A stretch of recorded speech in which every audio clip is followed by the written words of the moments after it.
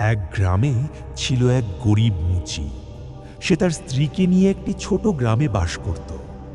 দিন দিন তাদের অবস্থা খারাপ হতে লাগল। ঘরের খাবারও প্রায় শেষ হয়ে এসেছে। একদিন মুচি তার স্ত্রীকে বলল, এখানে আর থাকা সম্ভব নয়। কোনো কাজ নেই, কোনো রোজগার নেই। পাশের বড় গ্রাম সংগ্রামপুরে গিয়ে কাজ করব। কিছুদিন দূরে থাকলে অন্তত কিছু টাকা জমাতে পারব। পরের দিন সকালে চুপচাপ সে রওনা দিল সংগ্রামপুরের দিকে। দুপুরে পৌঁছে সে বাজারে গিয়ে দেখে অনেক মুচি আগে থেকেই দোকান বসিয়ে আছে। সে ভাবল, এত মুচির মধ্যে আমি কিভাবে কাজ পাব? হঠাৎ তার মাথায় একটি বুদ্ধি এলো। সে নিজের দোকানের সামনে একটা বোর্ড লাগালো, জুতোর হাসপাতাল, এখানে জুতোর চিকিৎসা করা হয়। এই অদ্ভুত কথাটা শুনে লোকজন কৌতূহলী হয়ে উঠল। একজন ধনী লোক এসে বলল, ভাই, আমার জুতোর চিকিৎসা করো তো। মুচি সুন্দর করে জুতো ঠিক করে দিল। লোকটি খুশি হয়ে তাকে টাকা দিল। এইভাবে ধীরে ধীরে তার দোকান জমে উঠল।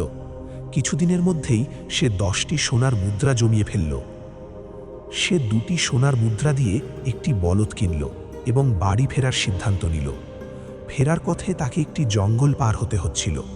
হঠাৎ সে কিছু ডাকাত দেখতে পেল। সে বুঝল, এরা আমার সব টাকা লুটে নেবে। তখন সে একটি বুদ্ধি করল। সে বলদের গলায় একটি সোনার মুদ্রা বেঁধে দিল। ডাকাতরা তাকে ধরে বলল, সব টাকা বের কর। মুচি বলল, আমার কাছে কিছু নেই, শুধু এই বলদটা আছে। ঠিক তখনই বলদের গলা থেকে সোনার মুদ্রা পড়ে গেল। ডাকাতরা রেগে বলল, এই সোনা কোথা থেকে এলো? মুচি বলল, এই বলদই সোনা দেয়। ডাকাতরা বিশ্বাস করে বলদটি কিনে নিল 100টি সোনার মুদ্রার বিনিময়ে। ডাকাতরা বুঝতে পারল তারা ঠকেছে। তারা মুচির বাড়িতে গেল। মুচি আগে থেকেই প্রস্তুত ছিল। সে তার স্ত্রীকে বলল, ডাকাতরা এলে বলবে আমি মাঠে আছি, তারপর কবুতর পাঠাবে আমাকে ডাকতে। ডাকাতরা এলে ঠিক তাই হলো। কবুতর উড়িয়ে দেওয়ার কিছুক্ষণ পর মুচি হাজির। ডাকাতরা অবাক হয়ে গেল। তারা ভাবল, এই কবুতরও জাদুকরি। তারা কবুতরটাও কিনে নিল, কিন্তু কবুতর প্রতিদিনই নিজের আসল মালিকের কাছে ফিরে আসত। ডাকাতরা আবার বুঝল তারা প্রতারিত হয়েছে। এবার তারা রেগে গিয়ে মুচিকে ধরে একটি বস্তার মধ্যে ভরে নিয়ে গেল। পথে একটি মন্দিরের কাছে তারা বিশ্রাম নিতে থামল।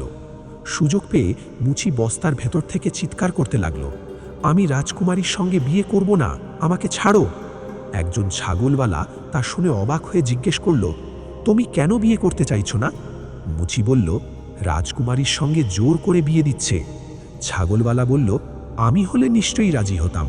মুচি বলল, তাহলে তুমি আমার জায়গায় যাও। ছাগলওয়ালা রাজি হয়ে গেল।